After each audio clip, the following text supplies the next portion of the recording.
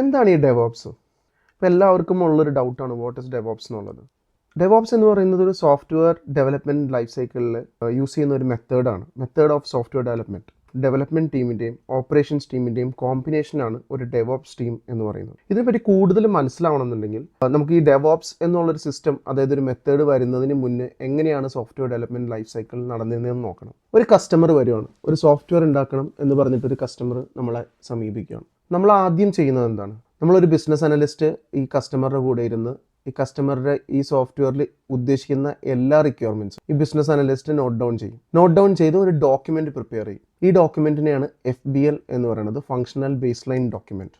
Once ഈ FBL ready ആയി കഴിയുമ്പോൾ ഈ FBL ഡെവലപ്പേഴ്സിന് കൈമാറി ഡെവലപ്പേഴ്സ് അതിലുള്ള റിക്വയർമെൻറ്റ്സ് എല്ലാം നോട്ട് ചെയ്ത് അതിനനുസരിച്ചുള്ള കോഡിങ് ചെയ്തു തുടങ്ങും. ആ കോഡ് ചെയ്ത് സോഫ്റ്റ്വെയർ റെഡി ആയി കഴിയുമ്പോഴാണ് ഈ FBLലുള്ള എല്ലാ റിക്വയർമെൻറ്റ്സും മീറ്റ് ചെയ്ത് കഴിയുമ്പോഴാണ് ഈ സോഫ്റ്റ്വെയർ റെഡി ആവുന്നത്. വൺസ് ഈ സോഫ്റ്റ്വെയർ റെഡിയായി എന്ന് തോന്നിക്കഴിഞ്ഞ് കഴിഞ്ഞാൽ ഇത് ഇവർ ഡെവലപ്പേഴ്സ് ടെസ്റ്റേഴ്സിന് കൈമാറും. ടെസ്റ്റേഴ്സ് എല്ലാ ക്രൈറ്റീരിയാസും മീറ്റ് ചെയ്തിട്ടുണ്ടോ, ടെസ്റ്റിംഗ് എല്ലാം ഓക്കെ ആണ്, 100% ബഗ് ഫ്രീ ആണ് ഈ സോഫ്റ്റ്വെയർ എന്ന് ഉറപ്പുവരുത്തി കഴിഞ്ഞാൽ ടെസ്റ്റേഴ്സ് ഈ സോഫ്റ്റ്വെയർ നേരെ ഓപ്പറേഷൻസ് ടീമിന് ഹാൻഡ് ഓവർ ചെയ്യും. ഓപ്പറേഷൻ ടീമാണ് ഇതിനെ ഡിപ്ലോയ് ചെയ്യുന്നത് വേണമെങ്കിൽ ഫിസിക്കൽ സെർവേഴ്സിലാവാം അല്ലെങ്കിൽ ക്ലൗഡ് സെർവേഴ്സിലാവാം. ഇതെവിടെയായാലും ഡിപ്ലോയ് ചെയ്ത് കഴിയുമ്പോഴാണ് നമുക്ക് ഈ സോഫ്റ്റ്വെയർ യൂസ് ചെയ്യാൻ പാകത്തിനാവുന്നത്. ഇതാണ് ഒരു സോഫ്റ്റ്വെയർ ഡെവലപ്മെൻറ്റ് ലൈഫ് സൈക്കിൾ എന്ന് പറയുന്നത്. ഈ method of software development life സൈക്കിളിനെയാണ് നമ്മൾ വാട്ടർഫോൾ മോഡൽ എന്ന് പറയുന്നത്. ഒരു പരിധിവരെ ഈ വാട്ടർഫോൾ മോഡൽ നല്ലതാണ്, ഒരു സോഫ്റ്റ്വെയർ ഡെവലപ്മെൻറ്റ് നടക്കാനായിട്ട് ഇത് മതി. പക്ഷേ ഇതിൽ ഒരുപാട് ഡിസഡ്വാൻറ്റേജസ് ഉണ്ടായിരുന്നു. ആ ഡിസഡ്വാൻറ്റേജ് എന്തൊക്കെയാണെന്ന് മനസ്സിലാക്കാനായിട്ട് നമുക്ക് ഒരു എക്സാമ്പിൾ കൂടി നോക്കാം. നമ്മൾ തിരിച്ച് നമ്മുടെ FBLലേക്ക് വരികയാണ്. ഈ FBL ഡോക്യുമെൻറ്റിൽ നമ്മളൊരു 100 ഫീച്ചേഴ്സാണ് നമ്മൾ ഈ സോഫ്റ്റ്വെയർസിന് ഈ ഒരു ഉണ്ടാക്കാൻ പോകുന്ന സോഫ്റ്റ്വെയറിന് ഉള്ളതെന്ന് വിചാരിച്ചോ.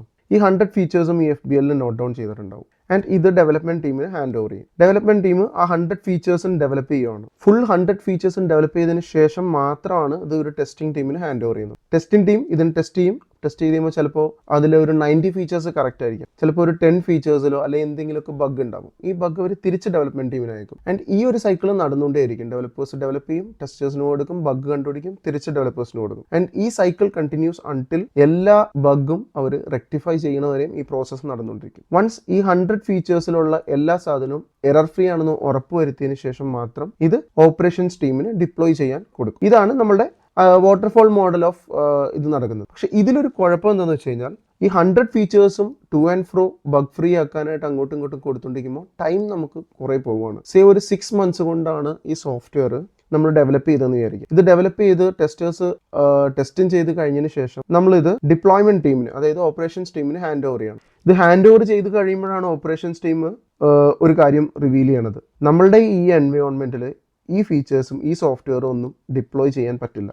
അപ്പോൾ ഒരു മിസ്കമ്മ്യൂണിക്കേഷൻ ഉണ്ട്. ബിക്കോസ് ഇത് ഡെവലപ്മെൻറ്റ് ടീമും ടെസ്റ്റിംഗ് ടീമും ഓപ്പറേഷൻസ് ടീമും എല്ലാം സെപ്പറേറ്റ് ആയിട്ടാണ് വർക്ക് ചെയ്യുന്നത്. അതുകൊണ്ട് ഇവർ തമ്മിലുള്ള കമ്മ്യൂണിക്കേഷൻ ഇല്ലാത്തത് കൊണ്ടാണ് ഈ ഒരു ഗ്യാപ്പ് വന്നതും. ആൻഡ് എഗെയിൻ എന്ത് പറ്റി, ഓപ്പറേഷൻസ് ടീം ഇത് പറയുമ്പോൾ പിന്നെയും ഇത് ഡെവലപ്പേഴ്സിന് തിരിച്ചു പോകണം. ആൻഡ് അവർ വീണ്ടും ഇതിനെ മോഡിഫൈ ചെയ്യേണ്ടി വരും. സോ ഇത്രയും ടൈം നമുക്ക് മിസ്സാവുകയാണ്. അപ്പോൾ ഇതിന് ഈ ഒരു പ്രോബ്ലം സോർട്ട് ചെയ്യാനാണ് better method of software development വേണം എന്ന് ചിന്തിച്ചു തുടങ്ങിയത്. അങ്ങനെ ഡെവലപ്മെൻറ്റ് ടീമിനെയും ടെസ്റ്റിംഗ് ടീമിനെയും ഓപ്പറേഷൻസ് ടീമിനെയും എല്ലാം കൂടി ഒന്നാക്കി ഒരു സിംഗിൾ ടീമാക്കി അവർ വർക്ക് ചെയ്തു തുടങ്ങി. ആ വർക്ക് ചെയ്ത അങ്ങനെയുള്ള ഒരു മെത്തേഡിനെയാണ് നമ്മൾ ഡെവോപ്സ് മെത്തേഡ് ഓഫ് വർക്കിംഗ് എന്ന് പറയുന്നത്. ഡെവോപ്സ് എൻവയോൺമെന്റിൽ എങ്ങനെയാണ് ഒരു സോഫ്റ്റ്വെയർ ഡെവലപ്പ് ആവുന്നത് നമുക്ക് നോക്കാം. ഒരു ക്ലയന്റ് വരുന്നു, സെയിം ആസ് ബിഫോർ അവർ റിക്വയർമെന്റ് നമുക്ക് തരുന്നത് ഒരു പ്രൊഡക്റ്റ് ഓണർക്കാണ് തരുന്നത്. ഈ പ്രൊഡക്റ്റ് ഓണർ ഈ റിക്വയർമെന്റ് മുഴുവൻ നോട്ട് ചെയ്തിട്ട് അതിനെ ഫീച്ചേഴ്സ് ആയിട്ട് നോട്ട് ഡൗൺ ചെയ്യും. ഓരോ കാര്യങ്ങളും ഓരോ ഫീച്ചേഴ്സ് ആണ്. ആൻഡ് ഫീച്ചേഴ്സ് ആയിട്ട് നോട്ട് ഡൗൺ ചെയ്യുക മാത്രമല്ല, ഇതിൽ ഏത് ഫീച്ചറാണ് ഏറ്റവും ഇമ്പോർട്ടൻ്റ് എന്ന് പ്രയോറിറ്റൈസ് ചെയ്യും. ഈ പ്രൊഡക്റ്റ് ഓണർ ഈ ഫീച്ചേഴ്സ് എല്ലാം നോട്ട് ഡൗൺ പ്രയോറിറ്റൈസ് ചെയ്തു കഴിഞ്ഞാൽ പ്രൊഡക്റ്റ് ഓണറും ബിസിനസ് അനലിസ്റ്റും കൂടി ഒന്നിരിക്കും. ആൻഡ് ബിസിനസ് അനലിസ്റ്റിന് ഇതെല്ലാം ഹാൻഡ് ഓവർ ചെയ്യും. ബിസിനസ് അനലിസ്റ്റ് എന്താ ചെയ്യുന്നത്, ഈ ഓരോ ഫീച്ചേഴ്സിനെ പിക്ക് ചെയ്തിട്ട് അതിനെ യൂസർ സ്റ്റോറീസ് ആക്കി മാറ്റും. യൂസർ സ്റ്റോറീസ് എന്ന് പറയുമ്പോൾ അത് ഈ ഫോർമാറ്റിലായിരിക്കും. As a user I should be able to do this so that this happens. ഈ ഒരു ഫോർമാറ്റിലായിരിക്കും നമ്മൾ എല്ലാ യൂസർ സ്റ്റോറിയും എഴുതുന്നത്. അപ്പോൾ ബിസിനസ് അനലിസ്റ്റ് ഈ കിട്ടിയിരിക്കുന്ന എല്ലാ ഫീച്ചേഴ്സിൻ്റെയും ഡീറ്റെയിൽഡ് യൂസർ സ്റ്റോറി പ്രിപ്പയർ ചെയ്യും. വൺസ് യൂസർ സ്റ്റോറീസ് എല്ലാം റെഡി ആയി കഴിയുമ്പോൾ ബിസിനസ് അനലിസ്റ്റും ഡെവലപ്മെന്റ് ടീം ടെസ്റ്റിംഗ് ടീമും കൂടി ഒരുമിച്ചിരിക്കുന്ന ആ ഒരു ഗ്രൂപ്പിനെയാണ് നമ്മൾ 3 അമീഗോസ് എന്ന് പറയുന്നത്. ഈ 3 അമീഗോസ് ഒരു ഗ്രൂപ്പായിട്ട് വർക്ക് ചെയ്തിട്ട് അവർ അക്സെപ്റ്റൻസ് ക്രൈറ്റീരിയാസ് ബിൽഡ് ചെയ്യും. ഓരോ ഫീച്ചറിനും യൂസർ സ്റ്റോറിക്കും അവർ അക്സെപ്റ്റൻസ് ക്രൈറ്റീരിയാസ് ബിൽഡ് ചെയ്യും. വൺസ് ഈ 3 അമീഗോസ് ഇരുന്ന് ഉണ്ടാക്കുന്ന എല്ലാ അക്സെപ്റ്റൻസ് ക്രൈറ്റീരിയാസും റെഡി ആയി കഴിയുമ്പോൾ അവർ എൻറ്റയർ ഡെവലപ്മെന്റ് ടീമിനെ വിളിച്ചിട്ട് അവർ ഇവരുടെ ഐഡിയാസും ഇവർ ഫൈനലൈസ് ചെയ്തേക്കുന്ന കാര്യങ്ങളും ഫുൾ ടീമായിട്ട് ഷെയർ ചെയ്യും. ഫുൾ ടീമായിട്ട് വെറുതെ ഷെയർ ചെയ്യുക മാത്രമല്ല, ടീമിന്റെ ഇൻപുട്ട് എടുക്കുകയും അതിനനുസരിച്ചിട്ട് ഇൻ കേസ് നല്ല ഒപ്പീനിയൻസോ സജഷൻസോ ഒക്കെ ഉണ്ടെന്നുണ്ടെങ്കിൽ അതിനനുസരിച്ച് ഇവർ പ്രിപ്പയർ ചെയ്തേക്കുന്ന ഡോക്യുമെന്റിനെ അവർ റിഫൈൻ ചെയ്യുകയും ചെയ്യും. ഇനിയാണ് നമ്മുടെ മോസ്റ്റ് ഇമ്പോർട്ടൻറ്റ് പാർട്ട് വരുന്നത്. നമ്മളുടെ കയ്യിൽ ഇപ്പോൾ ഡീറ്റെയിൽ ഫീച്ചർ ലിസ്റ്റും അക്സെപ്റ്റൻസ് ക്രൈറ്റീരിയാസും എല്ലാം ഉണ്ട്. നമ്മൾ എന്ത് ചെയ്യും? അടുത്ത സ്പ്രിന്റ് എന്ന് പറയുമ്പോൾ മോസ്റ്റ്ലി അത് 2 വീക്സ് അല്ലെങ്കിൽ 4 വീക്സ് ആയിരിക്കും. അത് ഡിപ്പെൻഡ് അപ്പോൺ ഏത് കമ്പനിയുടെ പോളിസീസിനെ ഡിപ്പെൻഡ് ചെയ്തിരിക്കും. യൂഷ്വലി 2 വീക്സ് ആണ് ഒരു സ്പ്രിന്റ് എന്ന് പറയുന്നത്. അപ്പൊ നെക്സ്റ്റ് 2 വീക്സിൽ നമുക്ക് ഈ അക്സെപ്റ്റൻസ് ക്രൈറ്റീരിയാസിൽ എന്തെല്ലാം കംപ്ലീറ്റ് ചെയ്യാൻ പറ്റും എന്നുള്ളതിന്റെ പ്ലാനിങ് ആണ് നമ്മളുടെ നെക്സ്റ്റ് സ്റ്റേജ് വരുന്നത്, പ്ലാനിങ് സ്റ്റേജ്. ഈ ഒരു മെത്തേഡ് ഓഫ് വർക്കിങ്ങിനെയാണ് നമ്മൾ അജൈൽ മെത്തഡോളജി ഓഫ് വർക്കിംഗ് എന്ന് പറയുന്നത്. ഇപ്പൊ എന്താണ്? ഇപ്പൊ നമുക്ക് അറിയാം നെക്സ്റ്റ് 2 വീക്സിലേക്ക് ഏതൊക്കെ ഫീച്ചേഴ്സ്, ഏതൊക്കെ യൂസർ സ്റ്റോറീസ്, ഏതൊക്കെ അക്സെപ്റ്റൻസ് ക്രൈറ്റീരിയാസ് നമുക്ക് തീർക്കണം എന്ന് നമ്മൾ പ്ലാൻ ചെയ്ത് കഴിഞ്ഞു ഓൾറെഡി. ഇനി നമ്മൾ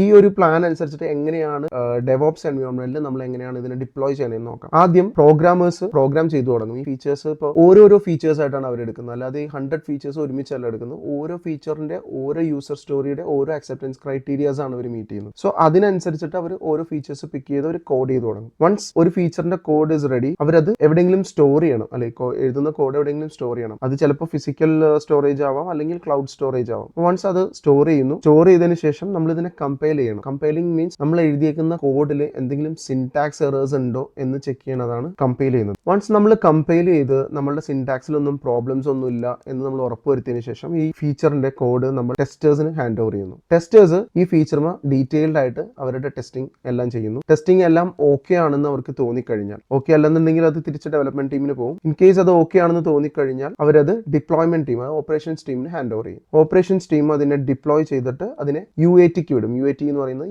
യൂസർ അക്സെപ്റ്റൻസ് ടെസ്റ്റിംഗ് ആണ്. UAT വിട്ട് ഇൻ കേസ് ആ ടെസ്റ്റിൽ എന്തെങ്കിലും പ്രശ്നമുണ്ടെന്നുണ്ടെങ്കിൽ it again goes back to developers. അത് ടെസ്റ്റിംഗിൽ ഒരു കുഴപ്പവും ഇല്ല എന്ന് തോന്നിക്കഴിഞ്ഞാൽ ആ ഫീച്ചർ ലൈവ് ആക്കും. ഇങ്ങനെയാണ് ഒരു ഡെവോപ്സ് എൻവയോൺമെന്റിൽ ഒരു സോഫ്റ്റ്വെയർ ഡെവലപ്മെന്റ് നടക്കുന്നത്. ഇപ്പൊ ഇതിൽ ഈ ഒരു മെത്തേഡിൽ ഉള്ള ബെനിഫിറ്റ് എന്താണെന്ന് വെച്ചാൽ, വാട്ടർഫോൾ മോഡൽ പോലെ നമ്മൾ 100 ഫീച്ചേഴ്സും കംപ്ലീറ്റ് ചെയ്തതിന് ശേഷമല്ല നമ്മൾ ടെസ്റ്റിങ്ങിന് അയക്കുന്നത്. നമ്മൾ ഓരോ ഫീച്ചേഴ്സും ഡെവലപ്പ് ചെയ്ത് അത് ടെസ്റ്റേഴ്സിന് അയച്ചു, അത് അപ്പാക്കിയതിന് ശേഷമാണ് അടുത്ത ഫീച്ചറിലേക്ക് പോകുന്നത്. അപ്പൊ അതിന്റെ ഗുണം എന്താന്ന് വെച്ച് കഴിഞ്ഞാൽ, ഇൻ കേസ് ഈ ഏതെങ്കിലും ഒരു അക്സെപ്റ്റൻസ് ക്രൈറ്റീരിയ മീറ്റ് ചെയ്യുന്നില്ല, അല്ലെങ്കിൽ എന്തെങ്കിലും ഒരു ബഗ് ഉണ്ടെന്നുണ്ടെങ്കിൽ അപ്പൊ തന്നെ നമുക്കത് റെക്ടിഫൈ ചെയ്യാൻ പറ്റും. അല്ലാതെ 6 മന്ത്സ് വെയിറ്റ് ചെയ്ത് 100 ഫീച്ചേഴ്സും കഴിഞ്ഞിട്ടല്ല നമ്മൾ ടെസ്റ്റ് ചെയ്യുന്നത്. ഇൻ കേസ് എന്തെങ്കിലും പ്രശ്നം ഉണ്ടെങ്കിൽ അത് റിഫൈൻമെന്റ് ചെയ്യുന്നത്. അപ്പൊ നമുക്ക് ഒരുപാട് ടൈം സേവ് ചെയ്യാൻ പറ്റും. അതുകൊണ്ടാണ് ഇപ്പൊ എല്ലാ കമ്പനീസും DevOps method of software development ചെയ്യുന്നത്. ഈ ഒരു മെത്തേഡിനെ നമ്മൾ CI/CD എന്നും വിളിക്കാറുണ്ട്. അതിന്റെ അർത്ഥം continuous integration and continuous deployment. Because നമ്മൾ എല്ലാ ഫീച്ചറിനെയും അപ്പപ്പോൾ നമ്മൾ ഇന്റഗ്രേറ്റ് ചെയ്യും, അത് അപ്പപ്പോൾ ഡിപ്ലോയ് ചെയ്ത് നോക്കുകയും ചെയ്യുകയാണ്. അതുകൊണ്ടാണ് അതിനെ continuous integration and continuous deployment എന്ന് വിളിക്കുന്നത്.